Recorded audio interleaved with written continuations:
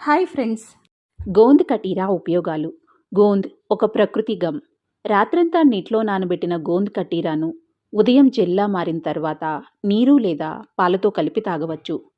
గోంద్ ముద్దను చిన్న పరిమాణంలో పొడి చేసి పాలు లేదా నీటిలో కలిపి రోజూ తాగటం వల్ల శరీరానికి శక్తిని, రక్త సరఫరాను మెరుగుపరుస్తుంది.